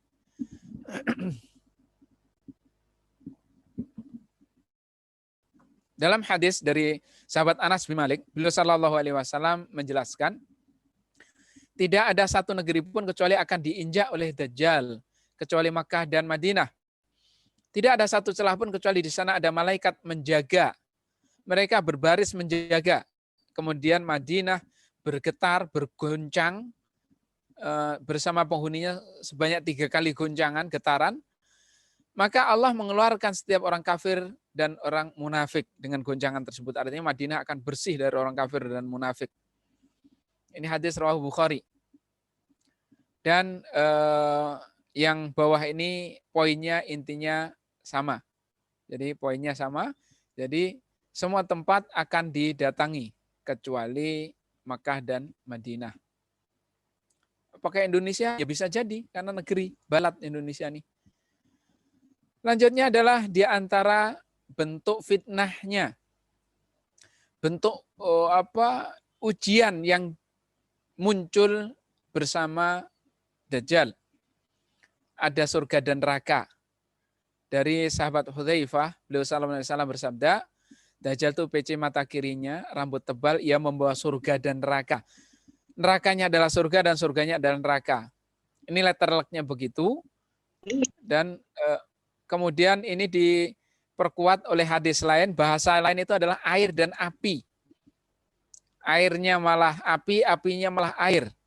Artinya apa yang di mata kita, yang dibawa Dajjal itu di mata kita kelihatannya enak, itu malah kesengsaraan. Yang kelihatannya kesengsaraan itu adalah malah kenikmatan sebenarnya. Itu. Jadi kalau hati-hati banyak yang terjerumus dan nanti akan kita sebutkan harus hati-hatinya. Di antara bentuk fitnah yang lain, ujian yang lain, dia memiliki pengaruh dan kekuatan untuk merubah benda mati dan hewan. Ini nukilan dari hadis panjang yang tadi juga, yang sudah kita sebutkan di atas.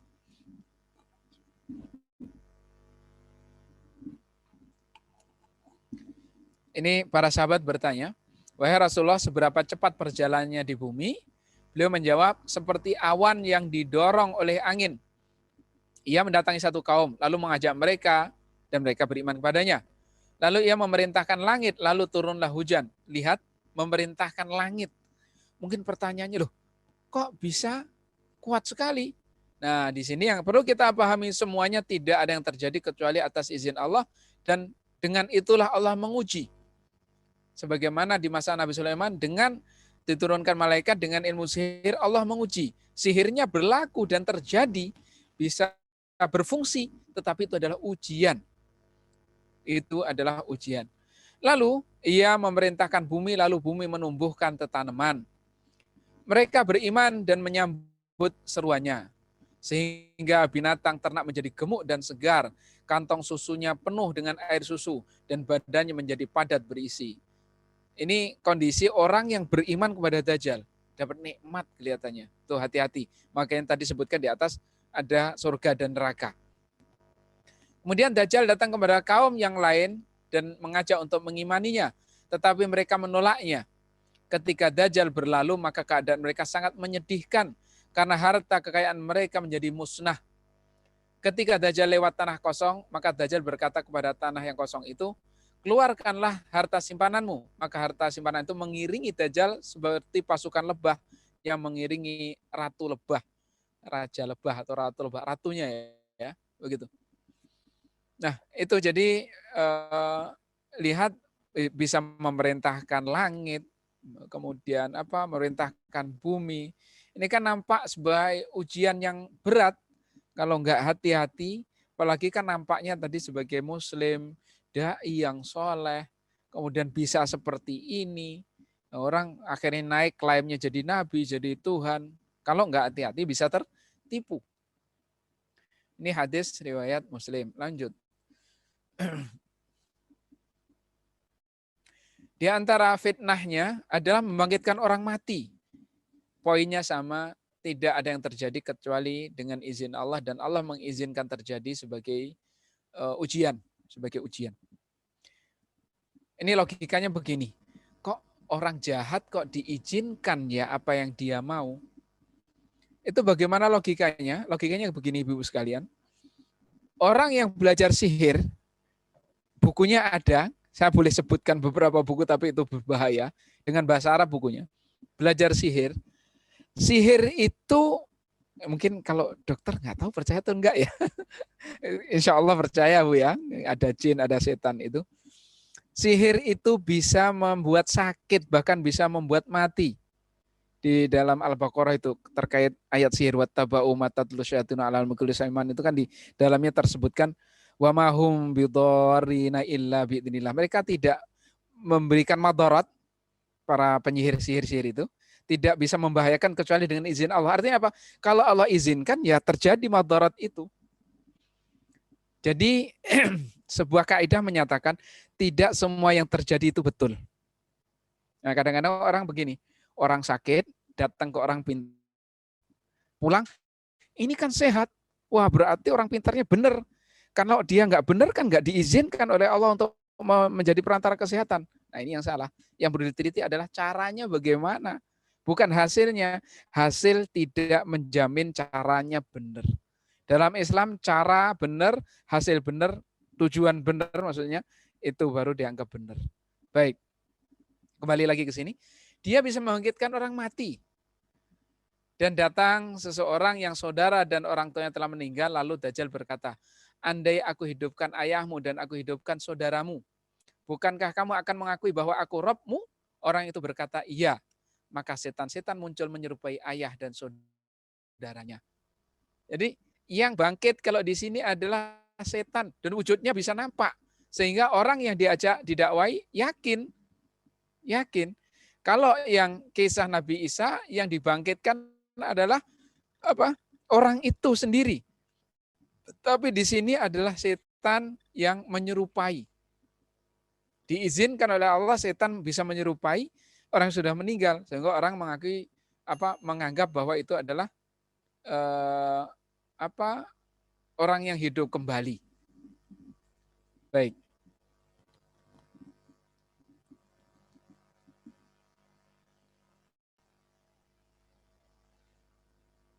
Kita lanjutkan.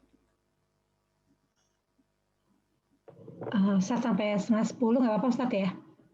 Nanti sampai 9:30 aja. Nah, setelah itu tanya jawab beberapa pertanyaan. Ya.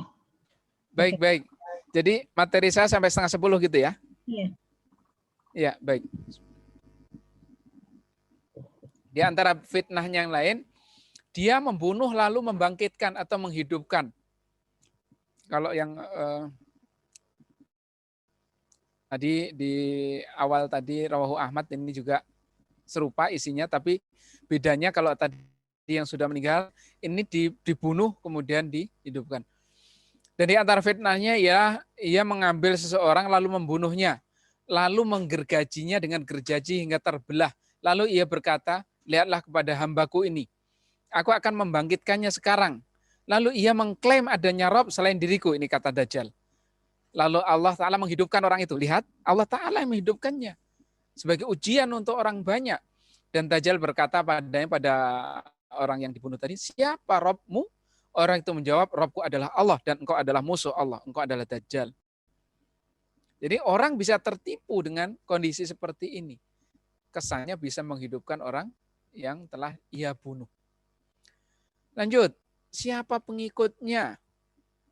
Yang memiliki peluang besar menjadi pengikut Dajjal itu adalah ini. Ada 5 yang memiliki peluang besar menjadi pengikut Dajjal. Ada orang-orang Yahudi, orang-orang kafir dan munafik, orang-orang Arab Badui, ada orang-orang atau kaum yang wajahnya seperti perisai menonjol, dan para perempuan. Ini yang hadir rata-rata ibu-ibu ya. Jadi peluangnya lebih besar daripada laki-laki. Apa dalilnya? Kita harus berbasis kepada dalil. Karena ini adalah tentang masa depan yang kita tidak tahu. Yang pertama, orang-orang Yahudi.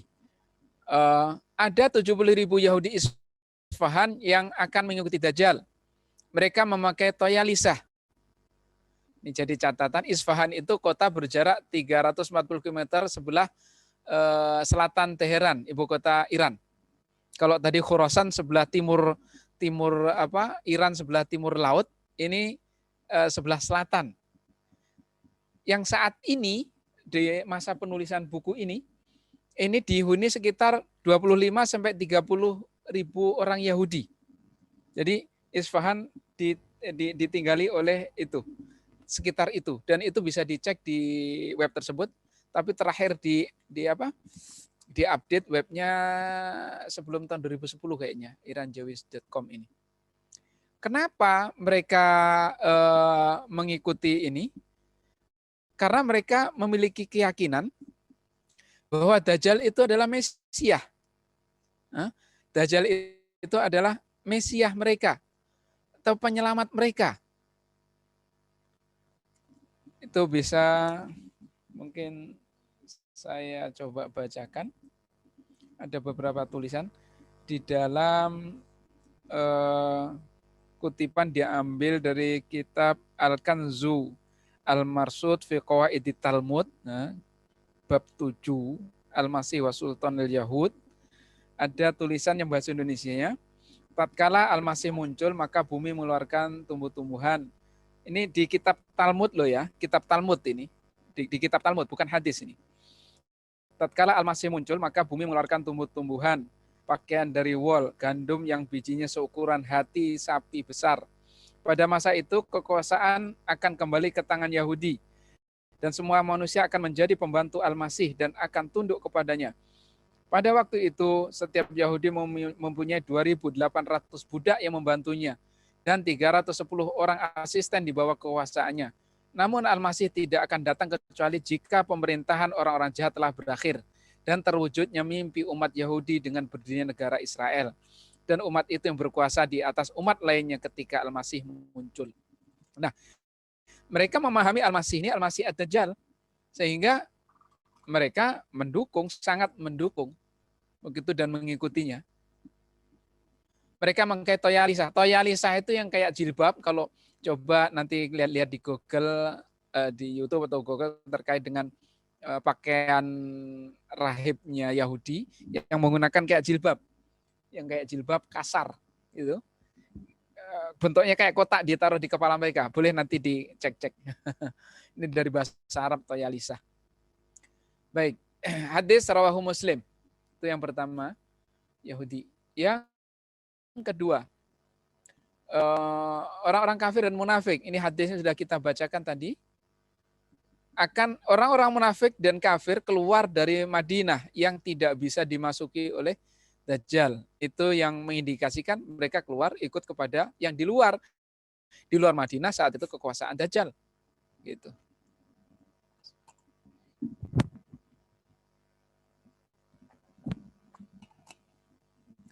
Selanjutnya, yang memiliki peluang mengikuti adalah orang-orang Arab Badui. Ini dalam hadis rawahu Ibnu Majah. Poinnya, karena hadis panjang kita ambil ke poinnya saja.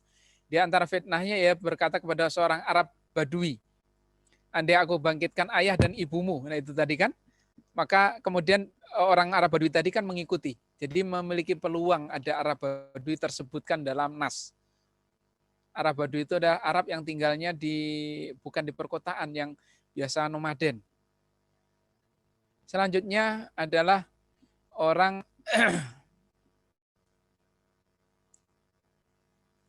lemot.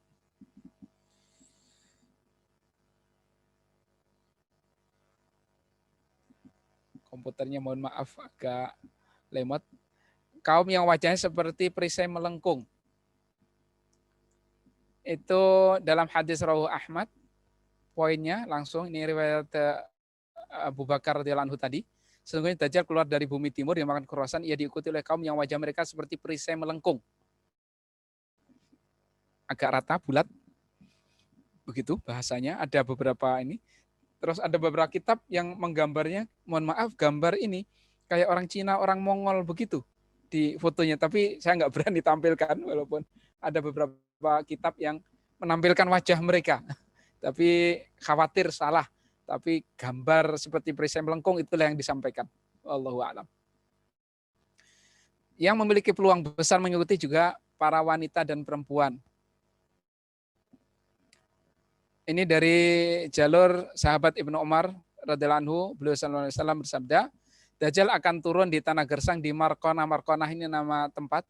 Jadi jangan kasih nama Markonah ya. Markonah. Dan yang paling banyak datang kepadanya ialah kaum perempuan. Aduh, kenapa nih?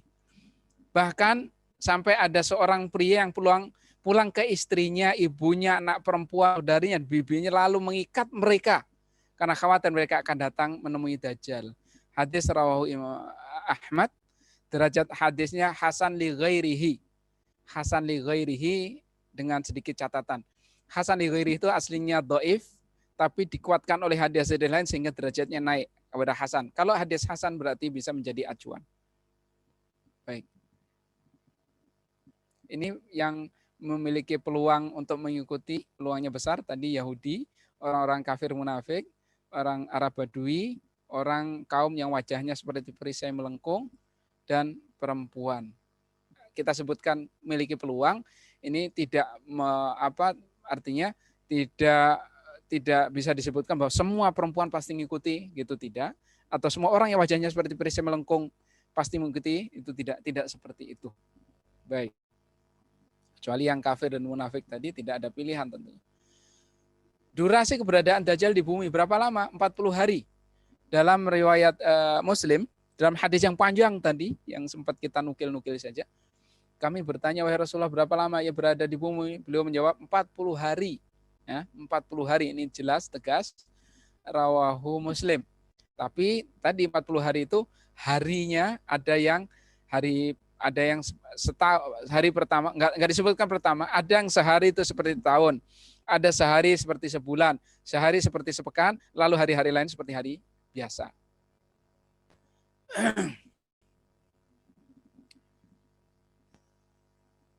Bagaimana menyelamatkan diri dari Dajjal? Ada beberapa poin, diantaranya satu, berusaha untuk menjauhkan diri darinya. Jadi nggak usah pede-pedean, saya kan udah belajar, sudah tahu cirinya. Kalau ketemu pun enggak masalah. Enggak, jika memang nampak dan ada, jauhkan diri. Kedua, memohon pertolongan kepada Allah Ta'ala ketika mengetahui nama-nama dan sifat Allah. Karena klaimnya Dajjal adalah Tuhan, Allah, maka kita harus bisa membedakan mana yang benar, mana salah. Yang keempat, membaca 10 ayat pertama dari surat Al-Kahfi. 5, membaca keseluruhan surat Al-Kahfi. Kalau yang nomor 4 itu lebih cenderung menghafal. Nanti kita lihat di hadisnya. Keenam, pergi ke salah satu tanah haram, Mekah atau Madinah, dan berlindung di sana. Ya, qadarullah kita terlahirkan di sini ya. Ya, tapi jika Allah takdirkan nggak ada yang mustahil. 7, berlindung kepada Allah dari fitnah Dajjal di akhir salat. 8, menjelaskan tentang Dajjal kepada manusia agar mereka terhindar. Jadi ini kita belajar dan menjelaskan kepada orang lain. 9, membentengi diri dari Dajjal dengan mempelajari ilmu agama agar tidak tertipu. Karena dia adalah soleh, awalnya muslim, soleh, da'i, berarti berilmu. 10, mempersiapkan peralatan perang seperti yang akan dilakukan kaum muslimin di masa itu. Ke-11, mengetahui ciri-ciri Dajjal. Ini terkait secara umum dengan membedakan antara Allah dan Dajjal. Kita lihat kepada dalilnya. Yang pertama, menjauhkan diri.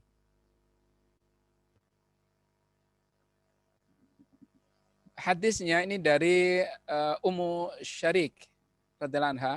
Beliau sallallahu alaihi wasallam bersabda, hendaklah orang-orang melarikan diri dari Dajjal ke gunung-gunung. Hadis rawahu Muslim. Jelas dan tegas. Yang dalil kedua, ini dari Imran bin Husain. Beliau sallallahu alaihi wasallam bersabda, barang siapa mendengar berita tentang Dajjal, hendaklah ia menjauh darinya. Demi Allah, seseorang akan datang kepadanya dan ia mengira bahwa ia seorang mukmin. Jadi orang akan bisa salah sangka terhadap ini karena Dajjal ini ya itu tadi orangnya soleh, baik pada mulanya. Dan entah baiknya benar atau enggak, zahirnya begitu. Lalu ia mengikutinya karena argumen-argumen palsunya. Jadi terbawa oleh retorika dan argumen Dajjal, akhirnya terbawa. Oleh karena itu, saran beliau adalah menjauh. Ini hadis rawahu Abu Dawud dan derajat hadisnya sahih. Selanjutnya, usaha kita apa? Memohon pertolongan kepada Allah. Istighatsah. Ini dalam hadis rawahu Ibnu Majah, dalam hadis yang panjang dinukil ini. Dan di antara fitnahnya bahwa bersamanya ada surga dan neraka, maka nerakanya adalah surga dan surganya dan neraka. Barang siapa diuji dengan nerakanya, maka adalah ia beristighatsah. Istighatsah itu minta tolong. Falyastaghits ini teksnya. Falyastaghits billah, beristighatsah kepada Allah, minta tolong kepada Allah, dan hendaklah membaca pembukaan surat Al-Kahfi. Kalau di sini membaca. Selanjutnya, mengetahui nama-nama dan sifat Allah.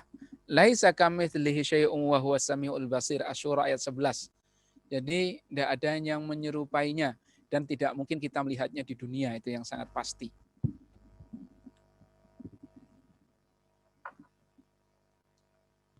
Selanjutnya, membaca 10 ayat pertama dari surat Al-Kahfi. Kalau ini cenderung ke menghafal sebenarnya, yang di sini loh ya, di hadis ini. Kalau di hadis Ibnu Majah tadi membaca saja. Dari sahabat Abu Darda, beliau sallallahu alaihi wasallam bersabda, barang siapa hafal 10 ayat dari awal surat Al-Kahfi, ia terjaga dari Dajjal. Rawahu Muslim. Sudah hafal semua ibu-ibu ya? Ibu ini sebelah saya juga udah hafal nih. Sudah pernah. Di sebelah saya ada ibu juga ini. Semoga masih. Hadis lain, nukilan juga ini dari hadis panjang. Maka barang siapa dari kalian menemukannya, maka menemukan Dajjal, maka hendaklah ia membaca pembukaan surat Al-Kahfi.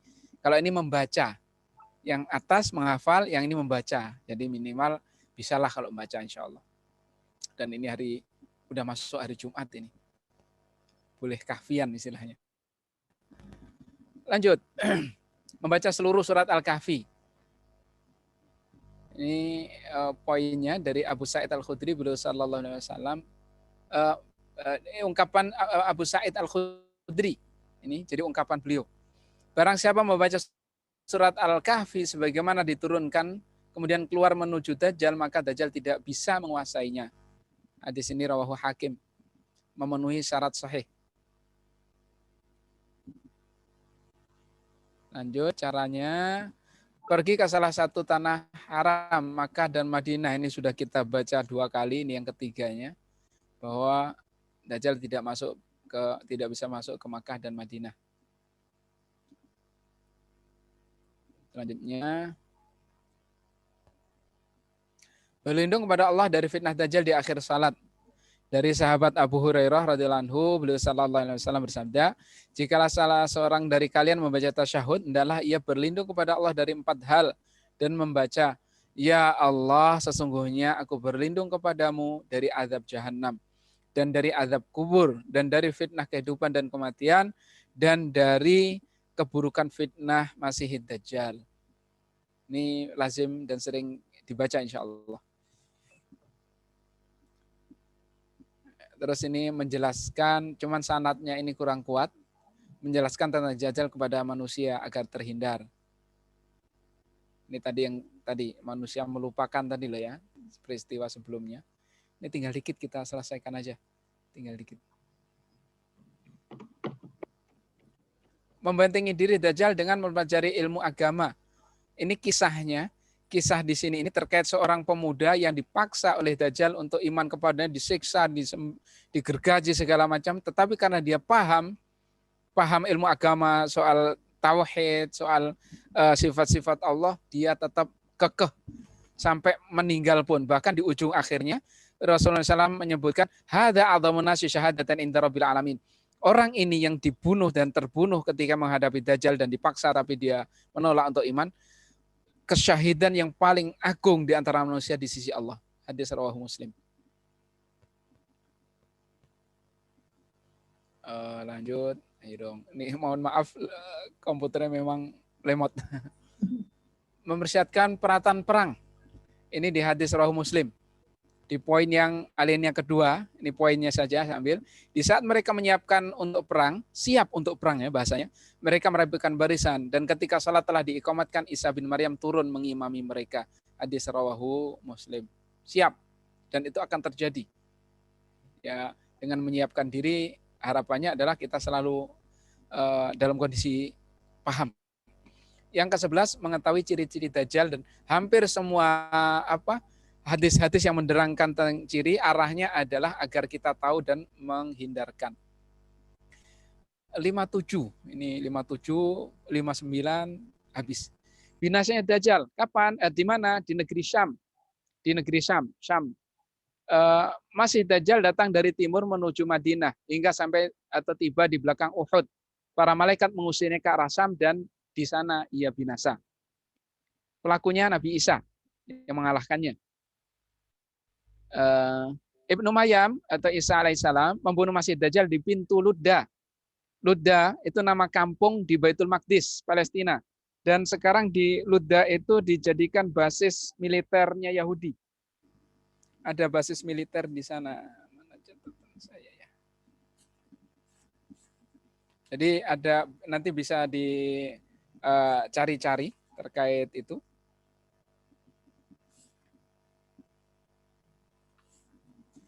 Ludda namanya. Nama kampung dia kalau tidak salah dari Ramallah itu arahnya ke arah barat laut. Dari Ramallah, kan kalau di Palestina sering menyebut Ramallah ya. Ramallah itu ke arah barat laut. Baik, lanjut. Terakhir ini. Sebagian orang yang mengingkari Dajjal, ini ada disebutkan diantaranya, kita sebutkan 3. Syekh Muhammad Abduh ini sangat terkenal. Tetapi terkait dengan Dajjal, di sini beliau sampaikan Dajjal adalah kiasan, tahayul, bohong, dan ilmu sihir. Jadi Dajjal itu bukan person, tapi tahayul itulah Dajjal, bohong itu Dajjal, ilmu sihir itu Dajjal. Ini kata beliau ya. Tetapi tentunya ini berbeda dengan pemahaman mayoritas ulama yang telah sepakat bahwa hadis-hadis terkait Dajjal ini adalah mutawatir, dan tadi disebutkan fisiknya. Ada keriting, ini adalah gambaran fisik. Sehingga yang muncul penolakan terhadap ini adalah belakangan. Di tahun 19-an, abad 20, sudah masuk abad 20. Sebelum itu tidak terdengar. Syekh Muhammad Abduh ini adalah bin Hasan Khairullah At-Turkmani dari Turkmenistan, mufti Mesir, wafat di Alexandria tahun 1905, dimakamkan di Kairo. Catatan yang kita dapatkan orang kedua adalah Muhammad Fuhaim bin Abu Aibah. Beliau ini adalah mentahqiq kitab karangan Ibnu Katsir, namanya Nihaya fil Fitan wal Malahim. Dia memberi catatan kaki terkait Dajjal, bahwa Dajjal itu hanya kiasan.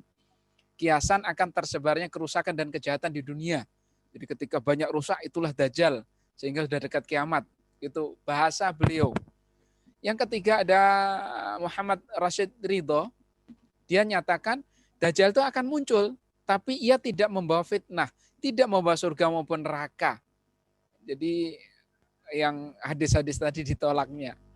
Ini Muhammad Rashid Ridho bin Ali Ridho bin Muhammad Bahauddin bin Manla Ali Khalifah Al-Qalmuni Al-Baghdadi Al-Husaini, lahir di desa Kolmun dekat Tripoli, Syam. Masuk Mesir tahun 1315 Hijriah, berguru kepada Muhammad Abduh, Syekh Muhammad Abduh tadi.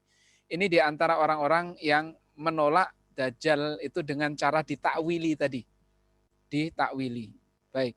Dan nanti ada orang lain yang menolak Dajjal karena melihat hadisnya dhaif lah, hadisnya inilah, padahal hadisnya sahih, dan bahkan mayoritas ulama menyatakan bahwa hadis-hadis terkait Dajjal itu mutawatir. Mutawatir secara makna. Karena apa? Saking banyaknya jalur periwayatan dan isinya sehingga disebut mutawatir makna, bukan lafzi. Baik, sudah lewat 7 menit dari waktu yang diberikan, mohon maaf. Ini yang bisa saya sampaikan, dan telah kurang lebihnya saya maaf. Waktu dan kesempatan saya kembalikan kepada Bu Dr. Nuli, silakan. Ya, teman-teman silakan kalau ada yang mau bertanya atau mau ada yang kurang jelas ya, silakan. Ustaz, saya mau nanya boleh ya, sambil menunggu yang lain. Yang tadi perang melawan Roma itu apakah sudah, berarti belum terjadi ya, yang kita menaklukkan Roma itu yang kemarin atau yang akan datang nih Ustaz? Yang Roma yang Dajjal datang itu. Romawi maksudnya. Roma ada 2, Rom Timur, Rom Barat. Rom Timur sudah, Rom Barat yang belum. Itu, Roma yang Barat sampai sekarang belum. Itu nanti akan kita kuasai juga sama umat Islam ya Ustaz ya? Bahasanya tegas itu tadi. Ya. Baik, suatu saat. Berarti Roma Vatikan sekarang ya Ustaz ya? Kurang lebih ya? Iya. Oke. Ayo teman-teman, siapa lagi yang mau bertanya? Di open mic aja ya? Yang di chat ini nggak ada ya? Baik. Ustadz, kajian ini mungkin nanti bersambung, nggak apa-apa ya Ustadz ya? Karena ada bersambung mungkin di bulan Agustus ya. Karena ada yang lain belum ada ya, Ustaz ya, kayak Ya'juj dan Ma'juj, kemudian turun Nabi Isa itu juga masih ada lagi ceritanya kan Ustaz ya? Ya, semuanya ada dalil, ada ceritanya kan. Tanda besar itu ada 10, tanda kecil itu lebih dari 100. Bisa panjang itu. Ini baru satu ya, yang Iya, ini tanda besar saja yang kita ambil. Oke. Pak Ustadz, izin bertanya Pak Ustadz. Assalamualaikum. Assalamualaikum warahmatullahi wabarakatuh. Tadi kan di slide-nya Pak Ustadz ada menyatakan Dajjal itu kan fitnah terbesar ya Pak Ustadz ya. Terus Iya. Perempuan itu juga salah satu yang Memiliki pengikut, peluang. memiliki peluang menjadi pengikutnya. Nah sebenarnya adakah doa yang bisa kita panjatkan untuk menghindari itu gitu? Baik. Jadi doa yang memang ditujukan untuk itu terutama adalah doa di akhir sholat itu, Bu. Di akhir sholat setelah tasyahud itu. Allahumma inni a'udzubika min adzabi jahannam wa min adzabil qabri wa min fitnatil mahya wal mamati wa min syarri fitnatil masiihid dajjal. Itu doa yang diajarkan oleh baginda Rasulullah SAW khusus untuk itu. Ya selain doa-doa dengan bahasa kita, kalau ditanya doa khusus itu memang dikhususkan untuk itu. Dan sebagaimana kita ketahui doa di ujung akhir salat itu di antara doa-doa yang makbul. Baik. Jadi sebelum salam ya Pak Ustadz ya? Ya, doa itu sebelum salam. Oh, itu kan panjang Pak Ustadz kalau pakai bahasa Indonesia dalam hati ya. Iya, dari fitnah pendek Dajjal gitu. gitu. Nanti insya Allah tetap berusaha. Ya. Enggak anu kok.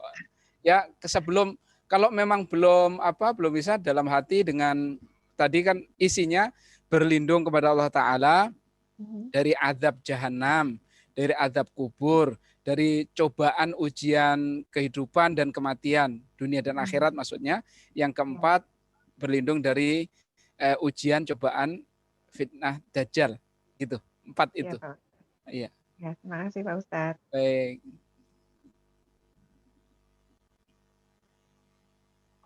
Itu salatnya, salat apa aja boleh Ustaz ya? Iya. Salat wajib maupun sunnah ya? Iya. Ustaz nanti slide-nya boleh diminta enggak? Insya Allah. Boleh di-share ya? Cuman belum perlu diedit tadi saya lihat kok ada yang terulang, ada tulisannya. Tulisannya karena kadang-kadang saya bikin settingnya otomatis saja dari komputer. Kok jadi kecil semua, nggak milih-milih gitu. Kan Zaki yang di NTB mau bertanya dari Lombok nih Ustaz. Oh, ada yang dari Lombok, Masya Allah. Ada hadir Pak Ustadz. Oh, Masya Allah. Jam berapa nih? Udah malam banget. Hampir jam 11 ya. Masya Allah. Iya, ada yang mau tanya nggak terkait Dajjal? Perempuan kabar, Lombok. Alhamdulillah. Dek Man Pedem. Pak Ustadz, kenapa ya kalau di sejarah-sejarah itu pasti nggak pernah kelewatan disebut bangsa Romawi itu Pak Ustadz ya? Disebut selalu ya, bangsa Romawi gitu ya Pak Ustadz ya. Di semua kisah-kisah gitu ya, berkali-kali pasti ada disebut-sebut bangsa Romawi. Kayaknya istimewa sekali tuh bangsa Romawi itu ya Pak Ustadz ya. Karena memang di masa itu kan beliau salam itu terutama dan nas-nas itu membicarakan apa yang ada saat itu. Kalau disebutkan bangsa Amerika saat itu orang bingung, Amerika itu mana juga nggak jelas kan. Ketika kita bicara sejarah yang telah disampaikan dalam nas-nas itu, kenapa Romawi dan Persia? Karena bangsa terbesar saat itu adalah 2, ya Persia dan Romawi itu saja. Arab belum ada sebelumnya. Jadi imperium terbesar yang ada, yang menguasai dunia saat itu ya Persia dan Romawi. Persia sudah selesai. Yang jadi Iran itu yang ya mohon maaf, kemudian karena mereka selesai itu ada sebagian yang mungkin nggak terima, akhirnya muncullah gerakan Syiah ingin mengembalikan itu, sehingga kalau bicara terkait dengan Syiah itu kan yang diagungkan bukan kalau mengatakan cucunya Nabi, bukan harusnya cucu yang besar itu Hasan dan Husain itu sama-sama. Kenapa Husain doang? Karena Husain yang punya kaitan pernikahan dengan orang Persia di sana, gitu. Ingin mengembalikan Persia lah, ada yang menyatakan gitu. Nah, karena yang ada saat itu adalah dua imperium itu, maka dalam banyak nas di Quran, di dalam hadis yang disebutkan itu. Kalau disebutkan saat itu Amerika, enggak tahu saat itu Amerika bentuknya apa gitu. Itu salah satu alasannya, mohon maaf. Oke, gimana Jack ya? Ya terima kasih Pak Ustadz. Tapi sekarang memang kalau kita lihat ya kayak fenomena COVID ini, orang ya yang turunan bangsa Romawi itu yang paling unggul ya Pak Ustadz ya dalam segala hal ya. Kita tuh tertinggal jauh. Kita lihat aja dalam penanganan COVID ini mereka duluan yang unggul. Emang kayaknya emang dari dulu ya. Sebenarnya ketika di sana di masa pertengahan Black Age, masa kegelapan mereka, itu ilmu pengetahuan di timur semua, Ibu. Kalau lihat sejarah nanti bisa. Oh iya benar-benar ya. Itu di timur semua. Mereka ambil ke barat semua, timur diinjek-injek, nggak bisa berkembang. Akhirnya saat itulah kondisinya berbalik. Nah suatu saat ya seharusnya kita ini berjuang membaliknya. Makanya ketika bicara COVID segala macam ini akhirnya kita banyak kalah. Karena secara keilmuan kalah. Kita mau ngomong kalau nggak basis ilmu kan nggak bisa bantah. Akhirnya iya semua. Iyain, diajak ke timur iya saja, ke barat iya saja. Mereka basisnya ilmu. Ya kitanya kalau bisa membantah dengan ilmu juga sebenarnya nggak harus iya terus. Cuman sayangnya kalah itu tadi. Nah iya benar, betul Pak Ustadz ya. Aduh terima kasih banyak Pak Ustadz pencerahannya. Benar tuh. Insya Allah. Banyak mereka aja jurnal penelitiannya. Iya. Iya. Oke, Dokter Alima mungkin ada yang mau tanya. Dokter Ika. Ini ada siapa lagi? Dokter Endang, silakan. Kak, ada lagi nggak yang kira-kira mau disampaikan? Kalau tidak akan kita tutup ya. Ditunggu bahasan lanjutannya, sambungannya Pak Ustadz. Iya. Insya Allah. Siapkan itu. Oke. Kayaknya udah nggak ada yang tanya nih Ustadz. Mungkin sampai situ dulu baik, ya. Baik. Boleh langsung ditutup dengan doa aja Ustadz ya. Baik Bu. Baik. Bismillahirrahmanirrahim. Demikian yang bisa kita kaji dan belajar bersama pada malam hari ini.